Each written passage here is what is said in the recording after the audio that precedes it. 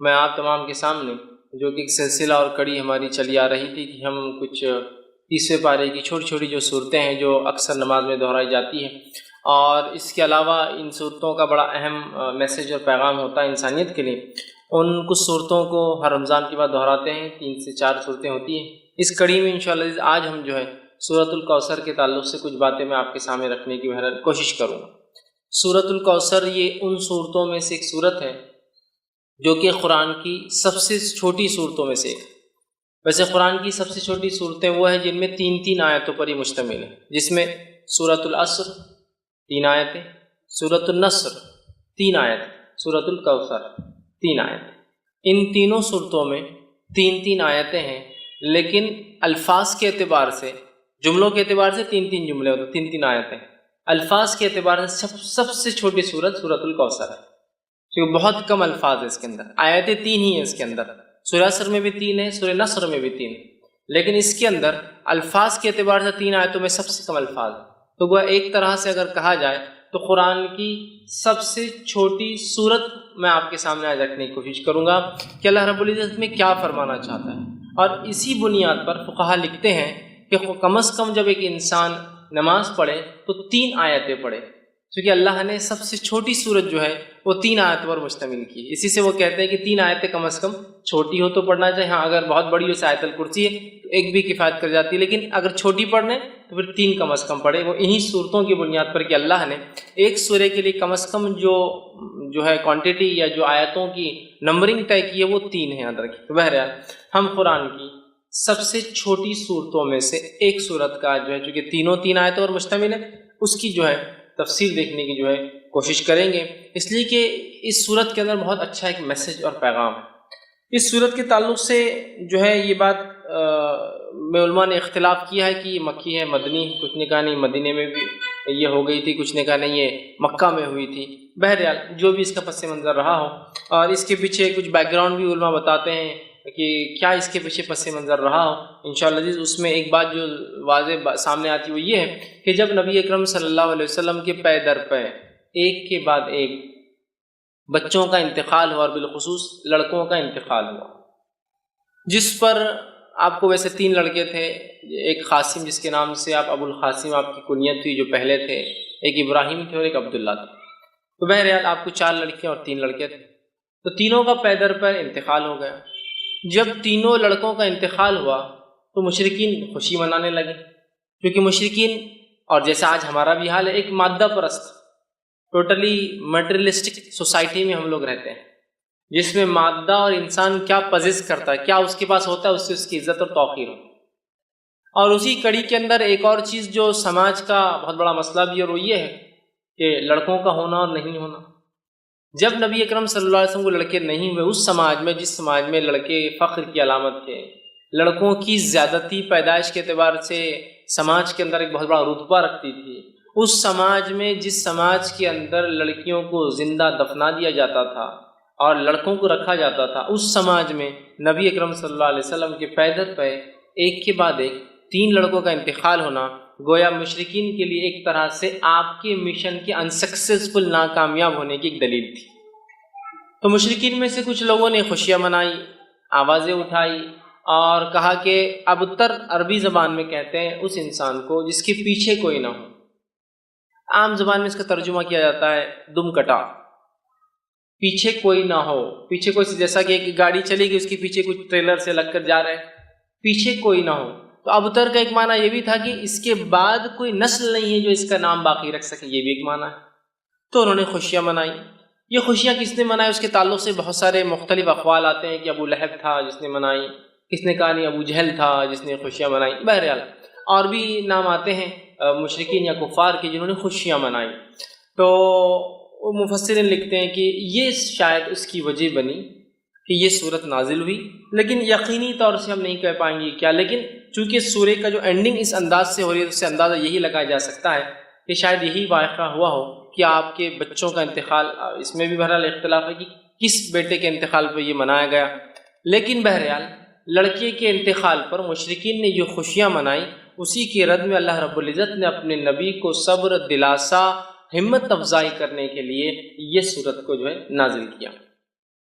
سورت کا ترجمہ دیکھیے میں آپ کے سامنے رکھوں گا، پھر اس کی تفسیر کی طرف ہم جائیں گے۔ اِنَّا أَعْطَيْنَاكَ الْكَوْثَرَ، اے نبی ہم نے بے شک آپ کو خیر کثیر، کوثر، حوض کوثر، بہت زیادہ جو ہے اچھائی سے جو ہے نوازا ہے، عطا کیا ہے۔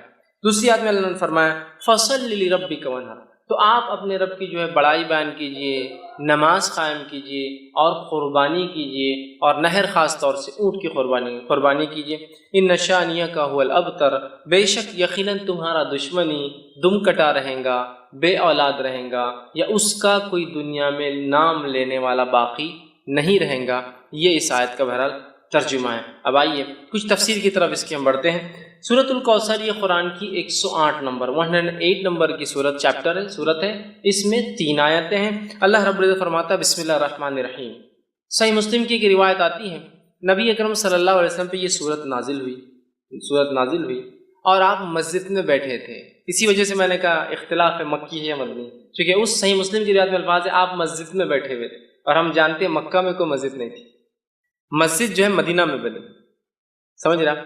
تو بہرحال اس وجہ سے علماء کا اختلاف ہے کہ مکی ہے مدنی، بہرحال جو بھی ہے صحیح مسلم کے الفاظ ہیں آپ مسجد میں تشریف فرما تھے، صحابہ گھیر کر بیٹھے تھے، اور یہ معاملہ سب مدینے میں ہی ہوتا تھا، مکے میں اتنی آزادی نہیں تھی۔ بہرحال صحابہ گھیر کر بیٹھے تھے، اور اچانک جو ہے آپ پر غشی، وہ جو آپ کی کیفیت وہی جب نازل ہوتی طاری ہوئی، صحابہ خاموش رہے۔ اس کے بعد آپ نے لوگوں سے کہا کہ مجھ پر ابھی ایک صورت نازل ہوئی ہے، بسم اللہ الرحمن الرحیم، انا اعطیناک الکوثر فصل لربک وانحر ان شانیک هو الابتر، آپ نے پڑھ کر سنا دیا۔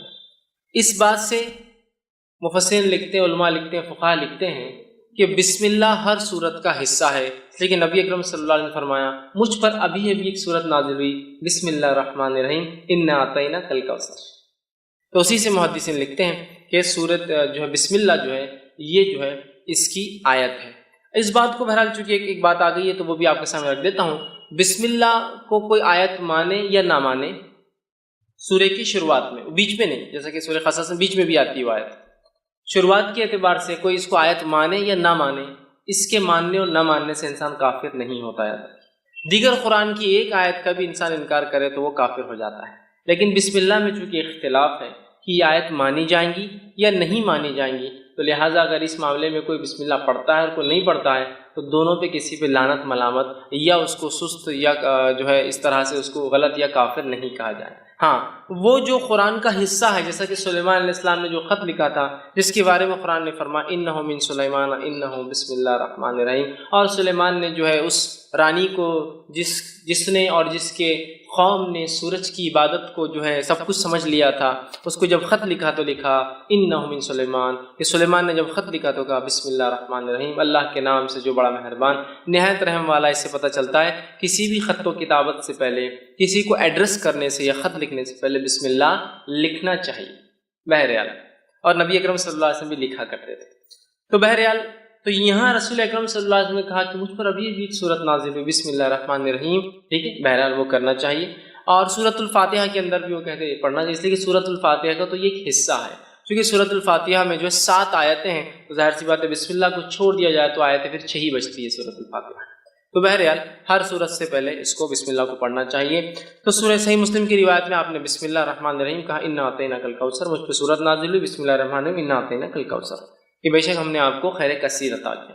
اسی آیت حدیث سے لوگ کہتے ہیں کہ یہ مدنی ہے، کچھ نے کہا نہیں مکی ہے، یہ آپ کے بچوں کے انتقال پر، کس کے انتقال پر وہ تو وضاحت نہیں، لیکن لوگوں نے مشرکین نے جو خوشیاں منائی تھی اللہ نے اس کے جواب میں بہرحال جوابی کارروائی میں یہ جو آیت نازل کی تھی۔ آئیے اس کا ترجمہ ہم نے دیکھا، اب کچھ تفسیر کی طرف جاتے ہیں۔ انا اعطیناک الکوثر، کہ بے شک ہم نے نبی صلی اللہ علیہ وسلم آپ کو خیر کثیر عطا کیا، بہت خیر ہم نے آپ کو عطا کیا۔ اب دیکھیے نبی اکرم صلی اللہ علیہ وسلم کی تھوڑی سچویشن، تھوڑا سیناریو، تھوڑی ذہنی کیفیت کی طرف ہم جاتے ہیں۔ اب ذہنی کیفیت بولے تو آپ ہمیشہ یہ مت سمجھیے جو انسان پاگل ہوتا ہے اس کے لیے لفظ استعمال ہوتا ہے۔ ذہنی کیفیت سے مراد ذہنی حالات، آپ جس کشمکش سے گزر رہے ہیں، جن تکلیفوں اور مصیبتوں کا آپ کو دین اسلام کی دعوت کی وجہ سے سامنا کرنا پڑ رہا ہے، ان مصیبتوں پر اور ان مشرکین کی ان مصیبتوں کے آنے پر آپ کو طعنہ اور تشنیع دینا، جیسے کہ آپ کی 2 بیٹیوں کے نکاح جو ہو چکے تھے ابو لہب کے بیٹوں سے، جیسے ہی آپ نے ابھی ودائیگی نہیں ہوئی تھی، نکاح ہوا تھا، جیسی دعوت اسلام کی بات کی طلاق دلوا دی. ٹھیک. نبی اکرم صلی اللہ علیہ وسلم اور دیگر انبیاء علیہ الصلاۃ والسلام یہ انسان تھے، یاد رکھیے. فرق یہ تھا کہ ان تک اللہ وحی بھیجتا تھا اور یہ چنے ہوئے لوگ تھے. اسی سے لفظ مصطفیٰ آتا ہے، اللہ جس کو چن لیتا ہے. اس کے علاوہ دیگر معاملات میں انسانی نفسیات، کیفیتیں اور حالات ہمارے اور انبیاء کے ایک جیسے ہوتے ہیں. ذہنی اذیتیں ان کو بھی پہنچتی ہے، اگر کوئی وہ کرے تو تکلیفیں ان کو بھی آتی ہے، وہ بھی پریشان ہو اٹھتے ہیں، وہ بھی کبھی خیال کرتے ہیں کہ یہ کر لوں، لیکن اللہ اپنی ہدایت سے، اپنی وحی سے کہتا ہے نہیں یہ ٹھیک نہیں، نبی کی شان کے لائق نہیں، فلاں کر لوں. تو وہ انسان ہوتے ہیں، یاد رکھیے، سوائے اس کے کہ ان کو سیدھا وحی سے گائیڈنس کیا جاتا ہے، سیدھا وحی کے ذریعے ان کی ہدایت، ان کی مارگدرشن، ان کی رہنمائی کی جاتی ہے. اب اندازہ لگائیے اس مشن کے اندر جہاں بیٹیوں کو طلاق دے دی جا رہی ہے، پڑوسی ابو جہل روز کچرا ڈالتا ہے اس لیے کہ دعوت کی وجہ سے.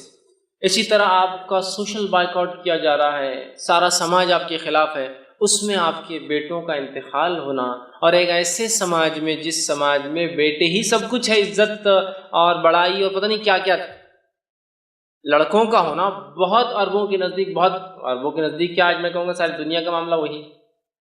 لڑکوں کا ہونا اور لڑکیوں کا ہونا، اس سے آپ فرق پتا سکتے. ایک شخص کا چہرہ اگر آپ کو کالا دکھ جائے، بہت ہی پریشان حال دکھ جائے، تو ایک اندازہ ہو جاتا ہے، اور ہسپتال سے نکل رہا ہے شاید لڑکی پیدا ہوئی اس کو.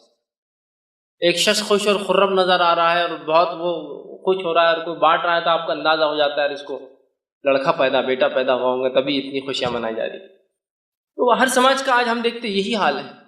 ٹھیک. تو بہرحال اس سماج میں جہاں بیٹے سب کچھ اور بیٹیوں کو دفنا دیا جاتا ہوتا، اتنی بری چیزیں، بیٹے داماد ہے کہنا بولے تو ایک شرم کی علامت تھی.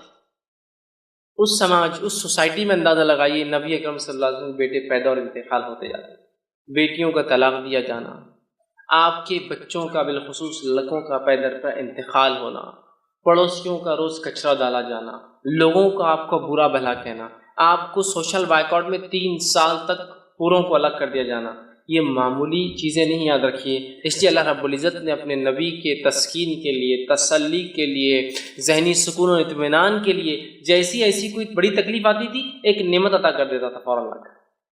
جیسے کہ مثال کے طور پر نبی اکرم صلی اللہ علیہ وسلم کے جو ہے محبوب چچا، جس نے بڑی اسلام کے خلاف تو نہیں تھے، قبول تو نہیں کیا، لیکن خلاف بھی نہیں تھے، بہت سپورٹ کیا، بہت سپورٹ، اتنا کہ 3 سال کے عام بائیکاٹ میں وہ بھی ساتھ.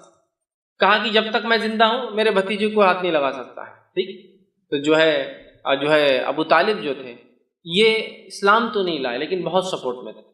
اتنے سپورٹ میں تھے کہ اپنے بیٹے علی سے کہا، جب اللہ کے رسول صلی اللہ علیہ وسلم نے دعوت دی کہ اے علی جو ہے تم اپنے بھائی جو ہے محمد کی بات، مطلب میرے بھتیجے کی بات، محمد کی بات جو ہے تم ماننا، اس لیے کہ وہ سچ کہتے ہیں. لیکن سماجی پریشر دیکھیے کیا ہوتا ہے، خود ایمان نہیں لائے، ہے نا. اب اندازہ لگائیے اس. ٹھیک. تو جو ہے تکلیف دی جا رہی تھی اس زمانے میں، اس ستم میں انہوں نے آپ کی مدد کی، یہ انتقال کر جاتے ہیں.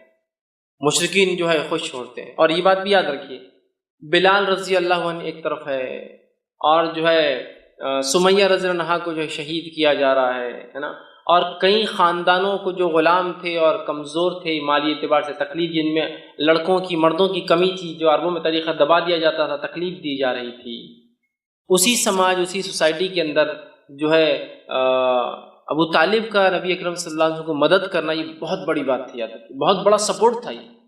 اور اتنا بڑا سپورٹ تھا کہ ان تمام کو تکلیف دی جا رہی تھی، لیکن رسول اکرم صلی اللہ علیہ وسلم کی طرف کوئی آنکھ بھی ایک عام زبان میں کہ اٹھا کر نہیں، مطلب جو تکلیفیں دوسروں کو پہنچ رہی تھی اس کے مقابلے میں آنکھ بھی اٹھا کر نہیں دیکھ رہا تھا. کیوں؟ اس لیے کہ سب کو پتا تھا کہ ابو طالب لیڈر ہے، ایمان تو نہیں لائے ہیں، محمد صلی اللہ علیہ وسلم کے دین پر تو نہیں ہے، لیکن پورا سپورٹ ہے، ہاتھ تو نہیں لگا سکتے محمد صلی اللہ علیہ وسلم. یہی وجہ تھی کہ ہاتھ نہیں لگایا. اور جتنی باتیں آتی ہے کہ آپ کا گلا دبایا گیا، آپ کے اوپر اونٹ کی وجڑی رکھ دی گئی، یہ تمام باتیں ان کے انتقال کی بات کی. تب تک تو کسی نے ہمت نہیں کی. یہی وجہ تھی. ان کا انتقال ہوتا ہے تو آپ کے ایک یہ ذہنی سپورٹ بھی تھے، چچا تھے، بڑی محبت تھی، اور والد کے بعد جو ہے، اور دادا کی بات انہوں نے ہی پالا. والد تو انتقال کر گئے تھے، پہلے دادا نے وہ کیا، اور دادا کا انتقال بھی 6 سال کی عمر میں ہوگا. تب سے لے کر انہوں نے کفالت کی، اور مددگار بھی تھے اسلام کے. دوسرا فوراً اس کے بعد جو ہے آپ کی بیوی کا، جو اب تک ایک ہی بیوی تھی آپ کی، خدیجہ رضی اللہ عنہا، ان کا بھی انتقال ہو جاتا ہے. آپ بڑے غمزدہ اور مایوس ہو جاتے ہیں. ایک طرح سے آپ جو ہے پریشان ہیں، ایک طرف چچا کا سپورٹ جو دین کے لیے مفید تھے، ایک طرف بیوی کا سپورٹ جو گھر سے ایمان والی چیز مدد کرتی ہے۔ پہلے ایمان والی یاد رکھیے، پہلے ایمان لانے والوں میں یہی شامل ہے۔ فرسٹ جو کسی نے اسلام لایا وہ ایک عورت تھی، پہلا جو اسلام کے لیے شہادت دی وہ بھی ایک عورت تھی، یاد رکھیے۔ بہرحال تو پہلی تھی، آپ غمزدہ ہوئے، اللہ نے آپ کو معراج کا سفر کرا دیا۔ معراج اسی وقت ہوئی نا، دونوں کے انتقال کے بعد معراج ہوئی، سفر کرا دیا تاکہ وہ جو غم اور وہ ذہنی تکلیف تھی ہٹ گئی، جب غائب کے معاملات آپ دیکھ کر آ گئے۔ تو اللہ ایسے ہی کرتا ہے۔ اب دیکھیے نبی کو تکلیف دی جا رہی ہے، بیٹے کا انتقال ہو گیا، لوگ مذاق اڑا رہے ہیں، ایک آیت آ رہی ہے، ایک سورت آ رہی ہے، غم کی کوئی ضرورت نہیں۔ یہ کہہ رہے ہیں کہ تمہارا لڑکا انتقال کر گیا، تمہارا بیٹا مر گیا، کوئی مسئلہ نہیں، نہ آتا ہی نہ کل کوثر، ہم نے تم کو خیر کثیر عطا کر دیا نا، کیوں تم غم کر رہے ہو چھوٹی موٹی چیزوں پہ دنیا میں جو کھو رہی ہے تم سے؟ خیر کثیر عطا کر دیا، بہت زیادہ خیر ہم نے آپ کو اے نبی نواز دیا۔ یہ کسی بھی شکل میں ہو سکتا ہے، دنیا کی نعمتوں کی شکل میں، اور ہم نے دیکھا نبی اکرم صلی اللہ علیہ وسلم کی زندگی میں آپ لیڈر کہلائے، آپ نے جو ہے ایک ملک کے آپ سربراہ کہلائے، اور جو جس زمین سے آپ کو بے بس اور بے سہارا اور تکلیف دے کر نکالا گیا تھا، اس زمین پر اللہ رب العزت نے آپ کو ایسے واپس غلبے کے ساتھ لایا کہ جو مشرکین اور جو آپ کے دشمن تھے وہ گھٹنے کے بل آ چکے تھے، جن کے پاس منہ کھولنے کے لیے کوئی چارہ نہیں تھا۔ مطلب اللہ نے ایسا نوازا کہ انسان جس کو 13 سال تکلیف دے کے اپنے شہر سے نکالا گیا، جب واپس اپنے شہر میں آتا ہے تو ایک فاتو کی حیثیت سے، اور آج سب خدم اس کے جو ہے گھٹنوں پر آ جاتے ہیں۔ دیکھیے 10 سال کے اندر اللہ وہ دیتا ہے، یہ بھی خیر کثیر ہے۔ اسی طرح جو ہے دنیا کی نعمتوں کے اعتبار سے جس شخص کو یا جس دین کے لیے قدم رکھنا ممکن نہیں تھا مکہ شہر میں، آج اس دین کی ایک اپنی سلطنت، ایک حکومت اللہ نے آپ کی زندگی میں بنا دی، یہ خیر کثیر ہے۔ اسی طرح دیگر بہت ساری نعمتیں جو نبی اکرم صلی اللہ علیہ وسلم کو جسمانی اعتبار سے، صحت کے اعتبار سے، بیویوں کے اعتبار سے، اولاد میں لڑکیوں کے اعتبار سے دی گئی، اور صحابہ کے اعتبار سے جو ساتھی اور دوست دیے گئے، یہ بھی خیر کثیر اس میں شامل ہے۔ تو کہا اِنَّا أَعْطَيْنَاكَ الْكَوْثَرَ، آپ ایک اپنے بیٹے کے انتقال پہ جو لوگ خوشیاں منا رہے ہیں، آپ غمزدہ کیوں ہوتے ہیں نبی؟ ہم نے تو آپ کو خیر کثیر عطا کر دیا، بہت کثرت سے خیر عطا کیا۔ اس کا ایک معنی یہ بھی آتا ہے جو مفسرین لیتے ہیں، ہم نے آپ کو حوض کوثر عطا کیا۔ حوض کوثر کیا ہے؟ حوض کوثر جنت کی ایک نہر ہے، وہ نہر کے اطراف کے بہت سارے حالات، وہ کیسی دکھتی ہے، کیا ہوتی ہے، بہت ساری تفصیلات ہوتی ہے۔ ایک روایت میں آتا ہے اس کے اطراف پرندے بھی ہیں۔ اور وہ بکر صدیق رضی اللہ عنہ بیٹھے تھے کہ اللہ کے رسول، نہر کا پانی تو بڑا اچھا ہوگا، تو کہا شہد سے بھی زیادہ میٹھا ہے، دودھ سے بھی زیادہ سفید ہے، ٹھیک ہے، بڑی اس کی خصوصیتیں ہیں۔ کہا اس کے اطراف پرندے ہیں، تو کہا بہت اچھا منظر ہوگا، تو کہا پرندے کھانے میں ابو بکر بڑے اچھے ہوں گے، وہ اس میں پرندے ہوں گے، وہ ایک نہر ہے جو جنت سے نکلتی ہے۔ اور اسے کوثر اس لیے کہا گیا کہ اس پہ اتنے پیالے ہیں جن سے جو لوگ جنت میں داخل ہوں گے ان کو پلایا جائے گا، اس کے پانی پینے کے بعد انسان کو پھر کبھی پیاس نہیں لگیں گی، وہ جنت میں کھائیں گا بھی پیئیں گا بھی، لیکن اس کی ضرورت محسوس نہیں ہوگی پینے کی، اس کوثر کے پانی پینے کے۔ وہاں اتنے سارے گلاس ہیں کہ آپ صلی اللہ علیہ وسلم نے فرمایا، مطلب پینے کے مرتبان ہیں کہ آپ نے فرمایا جیسے آسمان کے ستارے، اتنے مرتبان ہیں، اتنے پیالے، اتنے گلاس ہیں جس میں آپ خود پلائیں گے۔ اور وہاں آپ فرماتے ہیں میرا ممبر لگایا جائے گا، اور وہاں میں کھڑا ہوں گا، اور پھر لوگ آتے جائیں گے، میں انہیں اب پانی دیتا جاؤں گا، جو اس کا پانی ایک بار پی لیں گا وہ کبھی پھر زندگی میں پیاس محسوس نہیں کریں گے۔ جنت میں لوگ پئیں گے لیکن ضرورت نہیں رہیں گی، ان کو محسوس نہیں ہوں گی لیکن پئیں گے، یہ ایک الگ چیز ہے۔ مطلب آپ کو کوئی چیز کی ضرورت نہیں لیکن پھر بھی آپ رکھتے ہیں اس کو، ایک الگ چیز ہے۔ تو یہ کوثر ہے۔ تو کہا ہم نے آپ کو حوض کوثر عطا کیا، جس کا پانی پی کر لوگ پیاس محسوس نہیں کریں گے، جس پہ اس کثرت سے لوگ پانی پئیں گے، جس کی وجہ سے کوثر اسے، اس کثرت سے پیالے ہیں، اور ہر ایک انسان کو ایک پیالہ۔ اور آسمان کے ستارے کتنے ہیں؟ میں سمجھتا ہوں یہ ممکن نہیں ہے ہمارے لیے، ٹریلینس آف سٹار صرف ایک ایک چھوٹی چھوٹی گیلیکسیز میں ہوتے ہیں، ٹریلینس، تو اتنے اس کے پیالے، اسی وجہ سے کوثر کہا گیا۔ تو ہم نے آپ کو حوض کوثر عطا کیا۔ حوض کوثر کا جو واقعہ صحیح مسلم میں آتا ہے، آپ سے فرماتے ہیں میرا ممبر لایا جائے گا، میں کھڑا ہوں گا، لوگ آ رہے ہوں گے، میں پانی پلا رہا ہوں گا، اور کچھ لوگ آ رہے ہوں گے تو انہیں دھکے دے کر پیچھے کیا جائے گا، میں کہوں گا فرشتوں یہ میری امت کے لوگ ہیں، انہیں آنے دو میرے پاس، انہیں آنے دو۔ فرشتے کہیں گے اللہ کے رسول صلی اللہ علیہ وسلم آپ کو نہیں پتہ آپ کے جانے کے بعد انہوں نے کیا کیا؟ آپ سے کہیں گے کیا کیا؟ وہ کہیں گے انہوں نے آپ کے جانے کے بعد آپ کے دین میں بدعتیں ایجاد کی، بدعت مطلب نئے نئے کام کیے، نئے نئے اعمال کی جو آپ نے نہیں بتائے تھے. آپ سب کہیں گے سحقاً، دور لے جاؤ میں نظر، دور لے جاؤ، اس لیے کہ میرے جانے کے بعد یہ کیا دین کے ساتھ انہوں نے. تو بدعتی لوگ اس حوض کوثر پہ سے پانی نہیں پی پائیں. اس سے ایک مسئلہ یہ بھی نکلتا ہے نبی اکرم صلی اللہ علیہ وسلم کو امت کے اعمال کا پتہ نہیں ہے، اسی لیے آپ کو کہا جائے گا آپ کو پتہ نہیں کیا کیا گیا.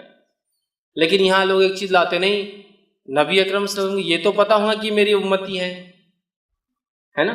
تو یاد رکھیے یہ تو آپ کو بتایا جائیں گا اور ہر امت پہچانی جائیں گی. کچھ روایتوں میں آتا ہر کسی کے پیچھے جھنڈے ہوں گے، فلیگز ہوں گے جس سے پہچانے جائیں گے کون ہے.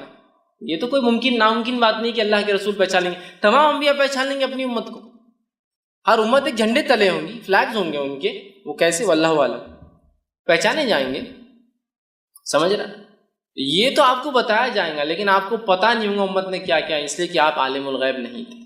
تو یہاں پتہ چلا اس خیر کثیر کو اگر حاصل کرنا ہے ایک امتی کو، تو اسے چاہیے کہ نبی اکرم صلی اللہ علیہ وسلم کے دین میں بدعت ایجاد نہ کرے، ورنہ حوض کوثر پہ سے اس کو پیچھے کر دیا جائے گا. عام الفاظ میں کہوں تو ہکال دیا جائے گا اور اسے پانی نصیب نہیں ہوگا. تو جو جام کوثر پینا چاہتا ہے اپنے نبی کے ہاتھ سے، تو اسے چاہیے کہ اپنے نبی کے طریقے پہ ساری زندگی گزارے اور اس میں کوئی چیز نہ کمی کرے نہ کسی چیز کا اضافہ کرے، ورنہ اس حوض کوثر پہ سے اسے نکال دیا جائے گا. تو کہا اِنَّا أَعْطَيْنَا کل کوثر، اے نبی ہم نے آپ کو خیر کثیر حوض کوثر عطا کیا. اور دونوں باتیں درست ہیں، اس لیے کہ حوض کوثر خود ایک خیر کثیر کا حصہ بھی ہو سکتی ہے، بہت زیادہ خیر کا حصہ. دنیا میں مختلف چیزوں کے اعتبار سے خیر ہم نے آپ کو عطا فرمایا، اور آخرت میں دیکھیے صحابہ خود ایک جو ہے نبی اکرم صلی اللہ علیہ وسلم کو ایک خیر کثیر جو عطا کیا تھا، اس کی ایک علامت ہو سکتے ہیں کہ عیسیٰ علیہ السلام کے حوارین کی تعداد 11 یا 12 آتی ہے. آپ سے خود فرماتے ہیں کچھ انبیاء ایسے ہیں جو روز قیامت جو اکیلے آ جائیں گے، ایک بھی فالوور، ایک بھی ماننے والا نہیں. کچھ کے پیچھے 2 ہوں گے، 1 ہوں گے، کچھ کے پیچھے 2 ہوں گے، کچھ کے پاس 80 ہوں گے، بس اتنے ہوں گے. اور میں دیکھوں گا بنی اسرائیل بہت تعداد ہے موسیٰ علیہ السلام کی امت، اور میں امید کرتا ہوں کہ میری قوم اس سے زیادہ ہوں گی. اور پھر آگے آپ نے فرمایا کہ تم جو ہے اولادیں پیدا کرو، اس لیے کہ میں اس روز جو ہے تمہاری تعداد پر فخر کروں گا. سمجھ رہے ہیں بات؟ تو آپ دیکھیے، تو یہاں انبیاء کی حالات دیکھیے کہ ایک بھی نہیں ہے، 1 ہے، 2 ہے، 30 40 50 100 80 ہے نا. بنی اسرائیل سیکنڈ ٹو امت محمدیہ ہونے والی، نیکسٹ ہوں گی. اس لیے آپ نے کہا امید ہے میری امت جو ہے سب سے زیادہ ہوں گی، بنی اسرائیل کو بھی پیچھے چھوڑ دیں گے میری امت، اتنے تعداد کے اعتبار سے زیادہ ہوں. تو دیکھیے صحابہ کی تعداد دیکھیے، کچھ انبیاءوں کو تو ایک بھی نہیں ملا ہے صحابی. اللہ کے رسول صلی اللہ علیہ وسلم کو ایسے صحابہ ساتھی کو کہتے ہیں، یاد رکھیے اصحاب جو ہے ساتھی کو کہتے ہیں عربی زبان میں. ٹھیک، تلامیذ اسٹوڈنٹ نہیں تھے، یہ ساتھی. اور ساتھی جنرلی کیلیبر کا ہوتا ہے بہت، اسی لیے اس کو اصحاب کہا جاتا ہے. ٹیچر اور اسٹوڈنٹ کو کبھی بھی ساتھی نہیں کہیں گے آپ، 2 اسٹوڈنٹس کو ساتھی کہا جاتا ہے. یہاں دیکھیے اصحاب کہا گیا اس لیے کہ اللہ نے ان کو تیار کیا گیا، اللہ نے تیار کیا تھا. اور اللہ نے خود قرآن میں بیان کیا کہ صحابہ کی مثال توریت اور انجیل میں بھی اللہ نے دی تھی. تو گویا صحابہ بھی چوزن پیپل تھے، سلیکٹڈ پیپل تھے، چنے ہوئے لوگ تھے. بہرحال تو یہ بھی خیر کثیر تھی. تو بہت ساری باتیں، لیکن خیر کثیر سے مراد کچھ بھی خیر جو اللہ نے دیا. اور حوض کوثر بھی ہو سکتا ہے، چونکہ حوض کوثر بھی خیر کثیر کی ایک ایگزامپل یا مثال، یہ یاد رکھیے. چلیے ہم آگے بڑھتے ہیں. اللہ نے فرمایا اِنَّا أَعْطَيْنَاكَ الْكَوْثَرَ، اے نبی ہم نے آپ کو خیر کثیر عطا کیا، کوثر عطا کیا، حوض کوثر عطا کیا. فَصَلِّ لِرَبِّكَ وَانْحَرْ، تو آپ کیا کیجئے؟ نماز قائم کیجئے. آپ کیا کیجئے؟ تو جو رب کے لیے جو ہے نماز پڑھیے، بڑائی بیان کیجئے، نماز قائم کیجئے. وَانْحَرْ، اور کیا کیجئے اس کے ساتھ؟ قربانی کیجئے. نہر کہتے ہیں اونٹ کی قربانی. تو آپ جو ہے نماز قائم کریں اور قربانی نبی جو ہے اللہ کے لیے دیتے رہے. گویا اس سے ایک بات پتہ چل رہی، وہ یہ ہے کہ ایک آیت میں تو کہا ہم نے آپ کو خیر کثیر عطا کیا، خیر کثیر عطا کرنے کے بعد دوسری آیت کیا بول رہی کہ آپ نماز پڑھیے اور قربانی دیجیے. اس سے ایک بات پتہ چلتی ہے کہ نماز قائم کرنا اور قربانی دینا یہ ایک طرح سے شکرانہ ہوتا ہے جو اللہ مختلف نعمتیں ہمیں عطا کرتا ہے. اس لیے کہ دیکھیے یہاں بالکل واضح طور سے کہا گیا کہ آپ نماز قائم کیجیے اور کیا کیجیے اس کے ساتھ جو ہے قربانی دیجیے. مطلب نماز قائم، پہلے تو کہا خیر کثیر دیا، فوراً کہا نماز قائم کیجیے اور قربانی. مطلب گویا نماز اور قربانی ایک طرح سے شکرانہ ہوتا ہے کسی عمل کے بدلے یا کسی چیز کے بدلے جو اللہ ہمیں جو ہے عطا کرتا ہے. یاد رکھیے تو اللہ جو چیز عطا کرتا ہے یہ ایک طرح سے اس کا بدلہ ہو سکتی ہے. تو یہ بات کو ہم بھی ذہن میں رکھیں. اللہ نے کسی بھی قسم کا ہمیں خیر دیا تو نماز ایک بڑی بہترین چیز ہے اس خیر کے لیے شکرانہ ادا کرنے کہ اللہ تیرا شکر ہے کہ تو نے یہ فلاں فلاں چیز ہمیں عطا کی. ٹھیک ہے. اور قربانی دینا یہ بھی بڑی اہم چیز ہے. قربانی دینے سے اللہ خوش ہوتا ہے. جیسے کہ آپ صلی اللہ علیہ وسلم نے فرمایا 10 ذی الحجہ کو، جس کو عام زبان میں بقرعید کہتے ہیں، 10 ذی الحجہ کو جانور ذبح کرنے، نہر خون بہانے سے زیادہ کوئی عمل اللہ کو پسند نہیں. بہت محبوب عمل ہے قربانی ہے کہ اللہ ہم جانور کی قربانی دے کے اعلان کرتے کہ وقت آنے پر ہر چیز تیری راہ میں ہم قربان کر دیں گے، اعلان ہوتا ہے. سمجھ رہا. تو یہاں کہا کہ فصل لربک، تو نماز قائم کیجیے. تو گویا دیکھیے اشارہ ہو گیا ہے کہ اگر اللہ بھی ہمیں کوئی نعمت یا شکر دے تو ہم کیا کریں؟ نماز قائم کریں. اور نبی اکرم صلی اللہ علیہ وسلم کے تعلق سے ابوبکر صدیق رضی اللہ عنہ فرماتے ہیں اللہ کے رسول صلی اللہ علیہ وسلم کو جب بھی کوئی خبر پہنچتی اچھی، آپ سجدے میں گر جاتے ہیں. کوئی مصیبت آتی، کوئی آندھی آتی، کوئی طوفان آتا، کوئی پریشانی ہوتی، آپ مسجد کی طرف بھاگتے، مطلب نماز پڑھتے. خوشخبری آئی تو نماز، سجدے میں گرنا، مصیبت آئی تو نماز. نماز دونوں کے لیے حل یاد رکھیں. اور اللہ نے اس بات کو سورہ بقرہ میں فرمایا، بیان بھی کیا، وَاسْتَعِينُوا بِالصَّبْرِ وَالصَّلَاةِ، مانگو اللہ سے صبر اور نماز کے ذریعے مانگنا ہے ہم کو، یاد رکھیں. تو یہاں شکرانہ بھی ہے نماز، حاجت کے لیے دعائی ہے نماز، دعا کی ایک قسم ہے نماز، اللہ کا ایک فریضہ فرض کردہ ایک حکم بھی ہے نماز. بہت ساری چیزیں نماز. یاد رکھیں نماز کے اتنے فوائد ہیں کہ ہم گنتے جائیں تو ممکن نہیں یاد رکھی کہ ہم ایک جگہ جمع کر پائیں، اتنے فوائد ہیں. بہرحال یہاں کا فصل لربک وانحر کہ آپ جو ہے نبی نماز قائم کیجیے اور قربانی دیجیے اپنے رب کے لیے. ٹھیک ہے. تو یہاں قربانی کا حکم دیا گیا، نماز کا حکم دیا. ہم بھی جب بھی اللہ تعالیٰ کو نعمت عطا کرے تو ہم بھی قربانی دیں، نماز پڑھیں اور قربانی دیں. تو کہا فصل لی، تو نماز قائم کرے، وانحر اور قربانی دیں. اس سے ایک بات اور پتہ چلتی ہے کہ نماز اور قربانی دو ایسے اعمال ہیں جو خالص اللہ کے لیے ہونا چاہیے. اس لیے کہ نبیوں کہا جا رہا ہے اے نبی نماز پڑھیے اور قربانی دیجیے، یہ دونوں اعمال خالص اللہ کے لیے ہونا چاہیے، یاد رکھیے. تو کہا نماز قائم کیجیے، قربانی. ان شانئک هو الابتر، بے شک تیرا دشمن ہی نام بے نام و نشان رہنے والا ہے. اب آیا معاملہ اس آیت کی طرف جس کی وجہ سے علماء کہتے ہیں کہ یہ آیت اس وجہ سے نازل ہوئی. واقعہ ہے کہ آپ کے بیٹوں کا پے در پہ ایک کے بعد ایک انتقال کر جانا. اللہ تعالیٰ کی اس میں کیا حکمت رہیں گی واللہ عالم، اللہ بہتر جانتا ہے کیا حکمت رہی ہے. لیکن علماء جو حکمتیں دیتے ہیں ان میں سے ایک حکمت یہ ہے جو ہو سکتی ہے کہ اللہ نے آپ کو لڑکی عطا نہیں کیے، وہ یہ ہے کہ آج دیکھیے جو نبی کے خاندان سے سیدھے نہیں ہیں ان کو کتنا زام ہے اپنے اس خاندان سے ہونے کا. سیدھے ہو جاتے تو پتہ نہیں کیا کرتے تھے، سمجھے نا. بیٹیوں سے برانچز چل رہی ہے، چچیرے بھائیوں سے برانچز چل رہی ہے، تو کتنا زام ہے.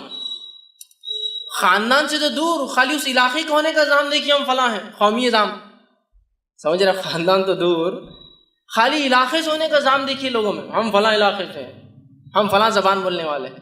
شاید یہ حکمت رہی، اللہ اس معاملے کو رکھنا ہی نہیں چاہتا تھا، آگے ختم کر دینا چاہتا. اس کے آگے واللہ عالم، وہ اللہ ہی جانتا بھائی کیا وجہ ہو، لیکن یہ حکمت ہو سکتی ہے اللہ کی. سمجھ رہا بات. تو اللہ نے آپ کے لڑکوں کو حیات نہیں رکھا. مشرکین جب آپ کے لڑکے کا انتقال ہوا تو مشرکین نے خوشیاں منائی اور کہا اب تو محمد کا نام لینا کوئی نہیں ہے، اس کا مشن آگے چلنے والا نہیں، اس کی تحریک یہیں ختم ہو جائیں گی. اور ظاہر سے کوئی بھی تحریک کے لیے کیا لگتا ہے آپ کو معلوم، تحریک لڑکیوں سے نہیں لڑکوں سے چلتی ہے. سمجھا. تحریک چلانا ہے.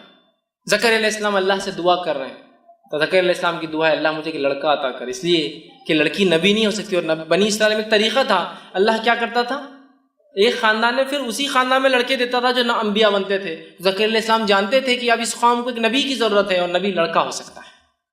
لڑکے کی دعا کی آپ نے. کیوں؟ اس لیے کہ انہیں ایک جو ہے وارث چاہیے تھا، ایک نبوت کو آگے لے کے چلنے والا.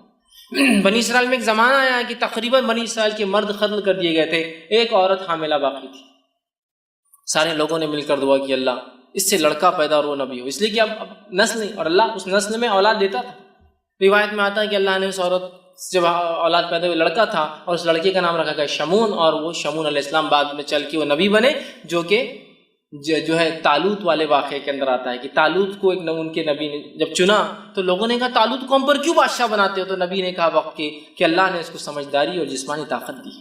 وہ واقعے کے اندر شمون علیہ السلام جب پیدا ہوئے تو وہ آخری لڑکے تھے جو بچے تھے اس قوم کے اندر. تو لڑکوں سے چلتی ہے، سمجھ رہے بات. تو اب مشن اینڈ ہو رہا ہے ایک طرح سے ظاہری طور سے تو مشن اینڈ دکھ رہا ہے، لڑکے ختم مشن ختم. تو کہا ان شانی کو الابتر، اللہ جواب دے رہا نبی آپ کو کوئی پریشان ہونے کی، دل جو ہے اپنے آپ کو جو ہے مایوس کرنے کی کوئی ضرورت نہیں ہے. آپ کا دشمن ہی بے نام و نشان رہنے والا ہے. گویا اس کا دوسرا معنی ہے آپ کا نام و نشان رہنے والا ہے. آپ کا دشمن جو آپ کا مذاق اڑاتا ہے، اس کی چاہے ہزاروں اولادیں ہو جائے یہ بے نام و نشان ہوگا. آج جتنے مشرکین کو ہم یاد کرتے ہیں سوائے سیرت کے، اس کے علاوہ کبھی یاد کرتے ہیں؟ یاد کرتے ہیں. جو مشرکین کے نام آج تھوڑے بہت باقی ہیں بڑے بڑے سرداروں کے، اس کے علاوہ جو جنگ بدر میں عہد میں مر کھپ گئے، کون پہچانتا ہے ان مشرکین کو آج؟ کبھی آپ نے سنا مکہ گئے تو یہ کنواں تھا، اس میں 10 مشرکین ڈالے گئے، پہلا یہ تھا، دوسرا یہ تھا، تیسرا یہ تھا؟ کس کو پرواہ ان کی، مر کھپ گئے. نسلیں چلی ہوں گی لیکن کوئی ان کو نہیں پہچانتا ہے. خود ان کی نسلوں نے ایمان لانے کے بعد ان کا نام لینا پسند نہیں کیا کہ ہمارے جد اعلیٰ تھے، یہ ہمارے باپ دادا تھے، یہ ہے نا. جب ابو جہل کے گھر والے ایمان لائے تو کچھ صحابہ بعد میں آنے والے لوگ ان کو کہتے تھے کہ ارے تو ابو جہل کی اولاد. تو وہ گئے اللہ کے رسول کے پاس، کہا اللہ کے رسول یہ بار بار ہم کو تانا دیتے ہیں لوگ ابو جہل. تو آپ نے کہا کہ اپنے مردوں کو برا نہ کہو، اس لیے کہ ان کو برا کہنے سے ہمارے زندوں کو تکلیف ہوتی ہے. تو یہ ایک مشرک مردے کے بارے میں بات، لہٰذا سے ایک پتہ چلتا ہے کہ ہم مومن مردے کے بارے میں بری بات نہیں کرنا چاہیے. مشرک تھا نا، تو کہا اپنے مردوں کے بارے میں ابو جہل کو برا مت بولو، اس لیے کہ اس سے کیا ہوتا ہے اس کے گھر والوں کو. ایک روایت میں آتا ہے کہ عبداللہ آئے ایک مرتبہ، جو کہ عبداللہ بن عبداللہ ان کا نام تھا بن ابے، جو کہ منافقین کا سردار تھا عبداللہ بن ابے. ان کے بیٹے کا نام بھی عبداللہ تھا. تو عبداللہ بن عبداللہ اور کہ اللہ کے رسول صلی اللہ علیہ وسلم لوگ میرے باپ کے بارے میں تانا مارتے ہیں کہ یہ رئیس المنافق تھا، منافق تھا. کہ تو نام تو اللہ نے نبی کو بتایا تھا، لیکن صفتیں اللہ نے قرآن میں اتنی کھول کھول کے بیان کی مشرکین کی اور اللہ کے رسول نے منافقین کی کہ پتہ چلنا بہت آسان تھا، صحابہ کو معلوم تھا. تو آگے کہا میرے باپ کو برا کہتا، آپ نے کہا اپنے مردوں کو برا مت کہو، وہ اپنے انجام کو پہنچ چکے ہیں، تم مردوں کو برا کہنے سے زندوں کو تکلیف پہنچتی. تو آج ان کے خاندان والے خود جو ہے نام نہیں لیتے، ان کا بے نام ہو گئے. وہ اولاد کے بعد، لڑکوں کے بعد، ہزاروں لڑکوں اور نسلوں کے بعد بے نام. کہا تیرا دشمن بے نام رہے گا. تو جتنے دشمنوں کا نام لے بھی لیتے نا، ابو لہب کا صرف اس لیے لیتے کہ سیرت میں آتا ہے. اس کے علاوہ کبھی تذکرے سنے ابو لہب کی مجلس، ابو جہل کی کوئی مجلس سج رہی کہ اس نے کیا کیا کہا؟ کچھ کوئی نام نہیں. ہم ہی کبھی تو بھی لے لیتے، ارے تورے بولتے نکل جاتے آگے، کوئی ویلیو نہیں، کوئی نہیں. اور نبی اکرم صلی اللہ علیہ وسلم جہاں وہ یہ سمجھ رہے تھے اس کے لڑکا نہ ہونے سے اس کا خاندان ختم، نسل ختم، اور آپ کی عمر بھی تو ہو چلی تھی نا، تو ان کو وہ تھا کہ اب عمر بھی تو ہو جا رہی ہے شخص کی، اس کو اب اولاد نہیں ہوئی تھوڑی ہوتی بعد میں، اور وہ خوش ہو رہے تھے. اللہ نے کہا تیرا دشمن ہی ہے نبی، بے نام و نشان، دم کٹا، بغیر نسل کی، بغیر اولادیں ہوں گی ہو سکتا، لیکن وہ جو تمہیں کہتے ہیں نا تمہارا نام کوئی نہیں لے گا. آج ہم دیکھتے ہیں نبی اکرم صلی اللہ علیہ وسلم کا نام ان کے بچوں کے نام سے تو نہیں، لڑکوں کے نام سے تو نہیں رہا، لیکن آج دنیا میں سب سے زیادہ نام جو رکھا جاتا ہے اور وہ کیا تھا، وہ کیا ہے معلوم آپ کو؟ محمد. سب سے زیادہ، سب سے زیادہ. ویسے دنیاوی اعتبار سے آتا ہے کہ چین جو نام ہوتا ہے نا، چین چائنیز نیم ہے، چین وہ سر نیم سب سے زیادہ ہوتا ہے، لیکن محمد اس سے بھی زیادہ ہے. کیوں؟ اس لیے کہ محمد کے بہت سے ویریئنٹس ہیں، MOHAMMED، MUHAMMAD، MOHAMMED، سمجھ رہے آپ؟ MUHMED یہ سب ہیں، تو ان کو الگ الگ کیا جاتا ہے. جب 15 آتے ہیں، مطلب چین کے بعد 15 اور نام صرف محمد ہی چلتے ہیں پورے. الگ الگ ناموں سے جو محمد کی اسپیلنگس ہوتی ہے، اس ناموں کو اگر لے لیا جائے تو 15 اس کے الگ الگ کیٹیگرائزیشن ہوتے ہیں. تو اگر ان سب کو ملا جائے، چونکہ سب کا مقصد محمد ہی ہے، تو دنیا میں سب سے اول نام جو رکھا جاتا ہے وہ کیا ہے؟ محمد. کچھ نہ بھی ہو تو کم از کم اپنے بچوں کے نام میں والدین پہلے محمد اور پھر فلاں رکھتے ہیں. دیکھیے اللہ کے رسول صلی اللہ علیہ وسلم کوئی لڑکا تو زندہ نہ رہا، لیکن ہر لڑکے کا نام مسلمان محمد رکھتے ہیں. آگے کم از کم چلو نام کچھ ہے تو محمد فلاں ہے نا. دیکھیے وہ سمجھ رہے تھے کہ اس کا نام کوئی لینے والا نہیں. آج سب سے زیادہ نام جو ہے محمد دنیا میں رکھا جاتا ہے. وہ سمجھ رہے تھے کہ اولاد کے خاتمے سے نسل ختم ہو جائیں گے، مشن ختم ہو جائیں گا. اللہ نے ہزاروں ہزاروں لاکھوں صحابہ کھڑے کر دی جنہوں نے مشن کو لے کے چلے، آپ کا نام لے کے چلے. ساری دنیا کے اندر درس و تدریس شروع ہے. یہاں ایک درس ابھی ختم ہو رہا ہے تو وہاں کہیں چالو ہو رہا ہے، وہاں ختم ہو رہا ہے تو وہاں چالو ہو رہا ہے، وہاں ختم ہو رہا ہے تو وہاں چالو ہو رہا ہے، کہیں ختم ہوا تو ہم نے چالو کیا، یہاں سے وہ ہو رہا ہے. ساری دنیا میں سیرت بیان کی جا رہی ہے، قرآن کی تفسیر ہو رہی ہے. اللہ کے رسول صلی اللہ علیہ وسلم کا نام اس میں پھر آ رہا ہے، دشمن کا نام تو غائب ہے. اسی طرح کوئی درس و تدریس نہ بھی ہو تو اذانوں کا سلسلہ ساری دنیا میں کنٹینیوس چل رہا ہے، چین میں چل رہا ہے. سب سے پہلے صبح جاپان میں ہوتی ہے، جاپان میں فجر کی اذانیں شروع ہوگی صبح سے پہلے. जापान से मामला हुआ, मलेशिया, इंडोनेशिया मामला चल रहा है, Burma, Vietnam, Cambodia, Bangladesh, Hindustan, Pakistan, Afghanistan, Iran, Iraq, Syria, फिर उसके बाद आप चलते जाइए पूरे यूरोपियन कंट्रीज, उसके बाद यूके, यूएस। अभी यूएस में खत्म हुआ फजर का मामला तो इधर ईशा का मामला फिर जापान में चालू होगा, मामला दिन पलट गया, फिर ही चालू हो गई। तो एक घड़ी ऐसी नहीं है जब मोहम्मद सल्लल्लाहु अलैहि वसल्लम का नाम लिया नहीं जा रहा है, अजानों में लिया जा रहा है, दर्स व तदरीस में लिया जा रहा है, किताबों के शक्ल में पढ़ के लोग नाम ले रहे हैं, लोगों को उभारा जा रहा है, मिसालें दी जा रही है, मुस्लिम ले रहा है, गैर मुस्लिम ले रहा है, अच्छाई से ले रहा है, बुराई से ले रहा है, नाम लेकिन चल रहा है। दुश्मन को तो कोई पूछने वाला और पहचानने वाला भी नहीं है सिवाय हम के हमारे कि कभी कभार सीरत में हम बोल देते हैं फला कट्टर मुनाफिक था, कट्टर मुशरिक था। तो गोया उन्होंने समझा औलाद का लड़कों को होना नस्लों को बाकी रखने की बजाय अल्लाह ने बगैर लड़के की भी नबी का नाम क़यामत तक बाकी रखा। इन नशानिया का वलब तर, तेरा दुश्मन बेनामो निशान है, और हो गया दुश्मन बेनामो निशान। नबी का नाम लेने वाले तो करोड़ों करोड़ लोग हैं, कितने बिलियंस में लोग हैं जो नाम ले रहे हैं, कुछ नहीं तो अपने बच्चों की नाम की शक्ल में नाम ले रहे हैं, दर्स व तदरीस है और आज़ानें दी जा रही है जिसमें नाम आ रहा है, तो ये बेनाम। अब इसमें एक बहुत इंपॉर्टेंट पॉइंट जो निकल रहा है वो क्या है, वो भी थोड़ा देखें। बहुत इंपॉर्टेंट पॉइंट वो क्या है, नबी को उनके लड़कों के इंतकाल पर मुशरिकीन ने सताया, बात सही है, उस पर अल्लाह ने आयत नाज़िल की, बात सही। गोया नबी खुद अपने लिए एक लड़का पैदा नहीं कर सकते थे, बहुत इंपॉर्टेंट पॉइंट है। यानी अब इसकी यहाँ क्या जरूरत है, बहुत जरूरत है इसकी। आज हम लोग जब औलाद नहीं होती है तो पता नहीं कहाँ कहाँ औलादे मांग रहे हैं, जिससे भी मांगते हो वो उम्मती है, नबी तो नहीं है, जिससे ही मांगते हो। इब्राहिम अलैहिस्सलाम में 80 साल के हो गए औलाद पैदा नहीं कर सकते, ज़करिया अलैहिस्सलाम के बाल सफेद हो गए औलाद पैदा नहीं कर सकते, मोहम्मद सल्लल्लाहु अलैहि वसल्लम को 3 लड़के हुए, तीनों को बचा नहीं सके। बहुत इबरत है इस वाक़े की।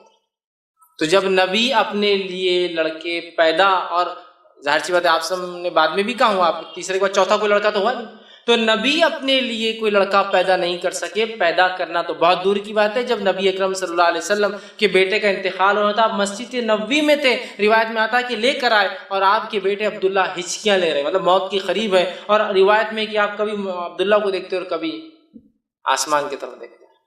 वो एक तरह से गुजारिश है, इल्तिजा, अल्लाह ये मेरा लड़का है, लोग मुझे वैसे ही 2 लड़कों से बहुत ताने देते आ रहे हैं, अभी मेरा और उम्मीद भी नहीं आगे मुझे औलाद होंगी, क्योंकि आपको बीवियां तो बहुत थी लेकिन औलादें कहाँ हुई आपको दूसरे बीवियों से।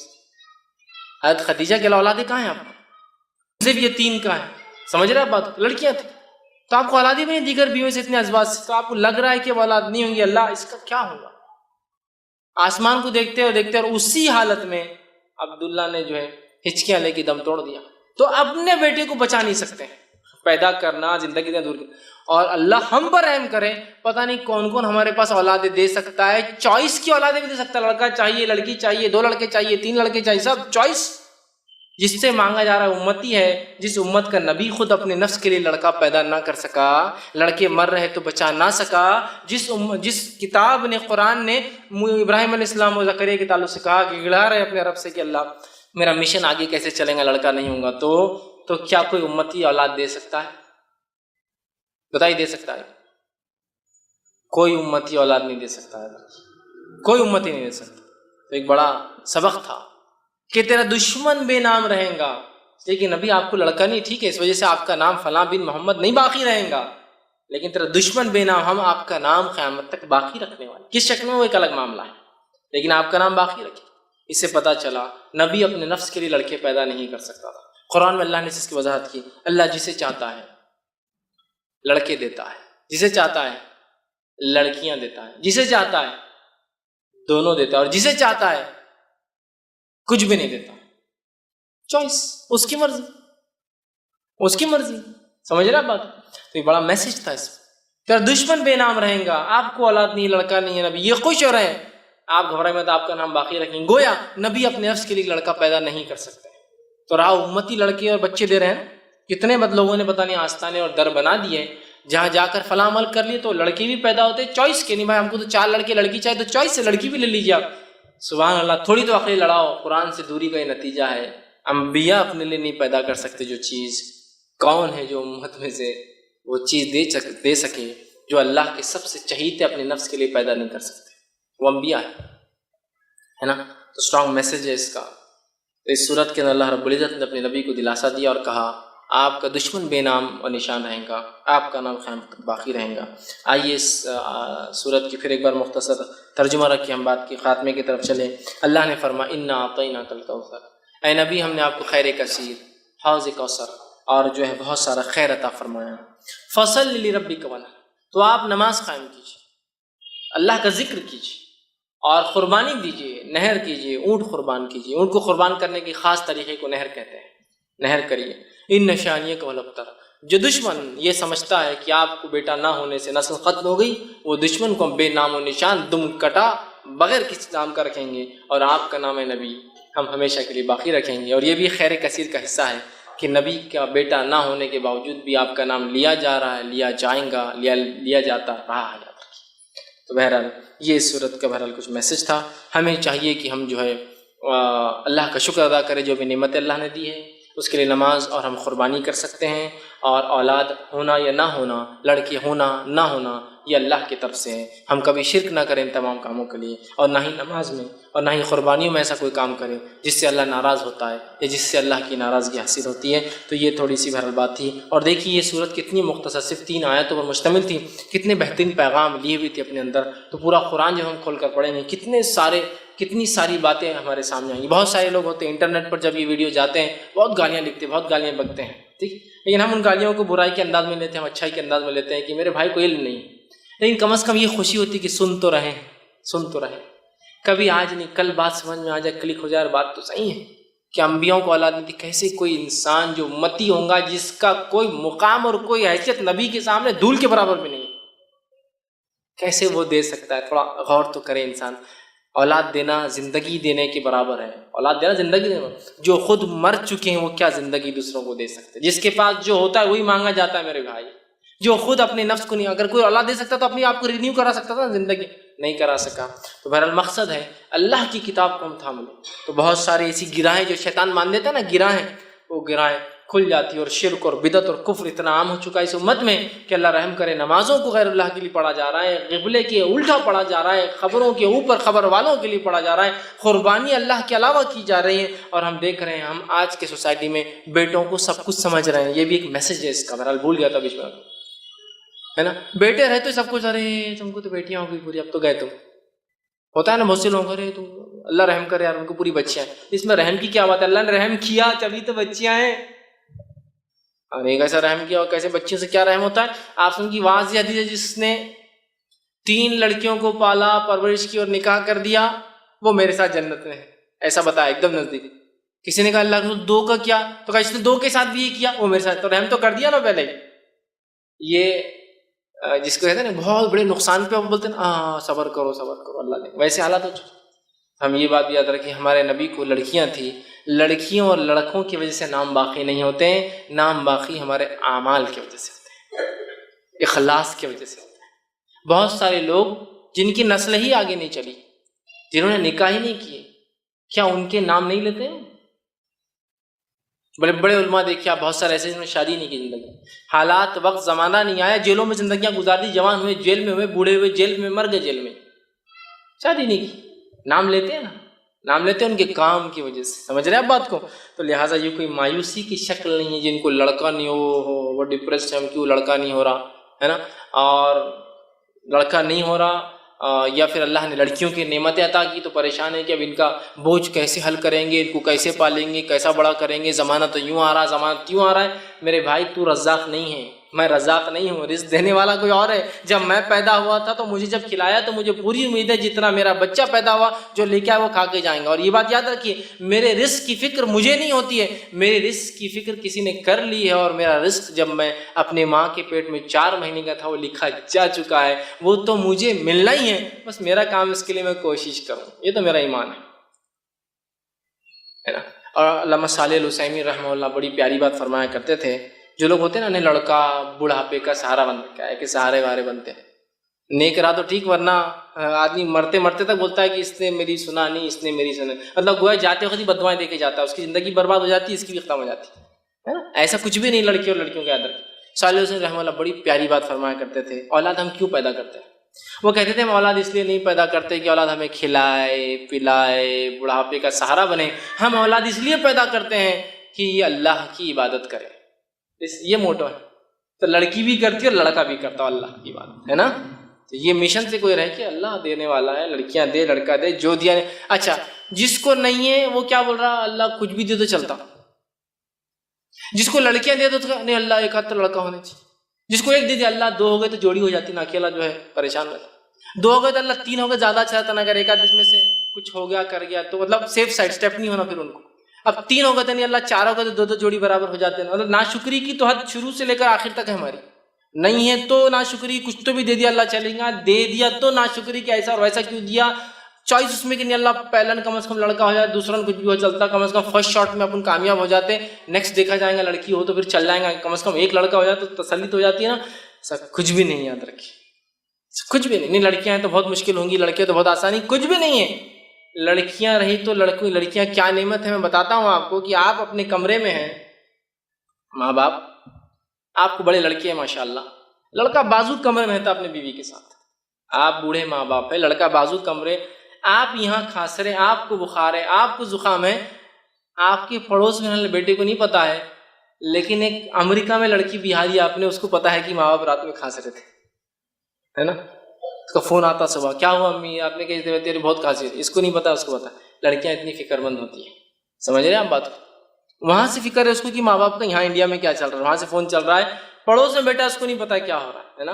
ایسا نہیں ہے۔ اولاد جو بھی اللہ نے دی ہو، لڑکی ہو لڑکیاں ہو، فکر مت کیجیے اس معاملے میں، اچھی تربیت کیجیے، اپنے مشن کو حاصل کر لیجیے کہ یہ ہے کہ ہمارے بچے اللہ کی عبادت کرنے والے بن جائیں، باقی کوئی مسئلہ نہیں، آپ سکسیسفل ہیں، ٹھیک ہے، آپ کی نسل یہاں ختم ہوگی، کوئی مسئلہ نہیں، اللہ نے آپ کے لیے پسند کیا تھا، معاملہ ختم، ڈسپیوٹ ختم ہو گیا ہے۔ اللہ کی ایسی کچھ نعمتیں جن پہ ہمارا کوئی اختیار نہیں چلتا ہے، تو کیوں اس پہ ڈسپیوٹ کر کے اور جھگڑا کر کے فائدہ ہے نا؟ نہیں، اس کا یہ آپشن ہو سکتا ہے، کچھ آپشن نہیں ہو سکتا اس کا، یہ اللہ کی مرضی، جو دینا چاہیں گا جس کو اور جتنا دینا چاہیں گا دیں گا، نہیں دیں گا اس کی مرضی۔ آپ دیکھیے بہت سے بڑے بڑے شاہان بادشاہ، کیا پیسے کی کمی ہے ان کو، کیا پیسے کی کمی ہے بتائیے مجھے؟ وہ 50 سال بعد ایک آدھ بچہ ہوگا، بس ایک ہی اولاد ہوئی ان کو، سب کچھ ہے، بیویوں کی لاتعداد، ان کی نان مسلم کی بات کر رہا ہوں، کوئی حد بھی نہیں ہوتی شادی میں، اولاد۔ جاپان کا جو